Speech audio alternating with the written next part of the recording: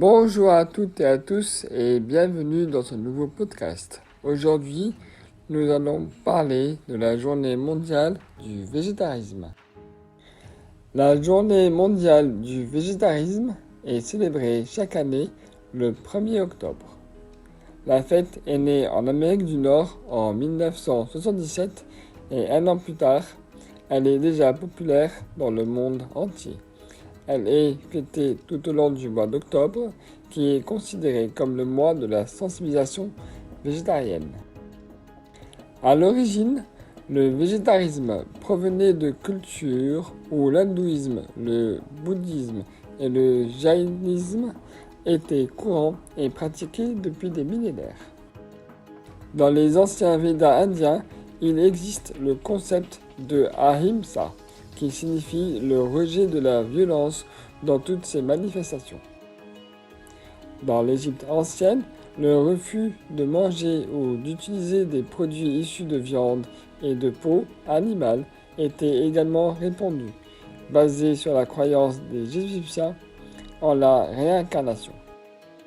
C'est également un fait historique de Pythagore lui-même était un partisan de la nourriture végétale. Il enseigna à ses disciples à vivre en harmonie avec la nature et il exhortait les gens à abandonner toute cruauté envers les animaux. Le terme végétarisme est apparu au XIXe siècle, à l'arrivée en Europe de cette tendance inspirée des pays colonisés comme l'Inde où elle était répandue parmi la population locale. Jusque-là, le régime alimentaire à base de végétaux était connu sous le nom de régime de Pythagore. De nos jours, le végétarisme est chaque fois plus populaire dans le monde entier et, traditionnellement, en l'honneur de cette fête, divers événements visaient à informer et à se familiariser avec le mode de vie végétarien sont organisés ce mois-ci.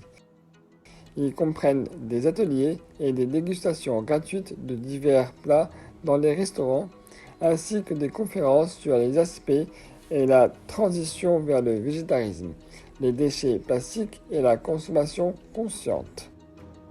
Des capitales comme Londres, Dublin et Barcelone organisent de temps en temps des festivals le week-end extrêmement prisés.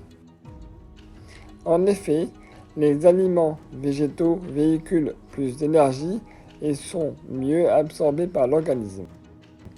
Toutefois, malgré la popularité de cette tendance, n'oubliez pas qu'il ne faut rien forcer.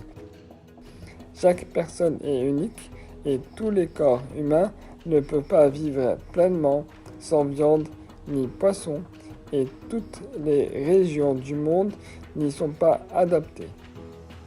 Connectez-vous à l'onde de votre corps et soyez en harmonie avec elle. Je vous remercie pour votre attention et vous dis à bientôt pour de nouvelles vidéos et podcasts. Namasté.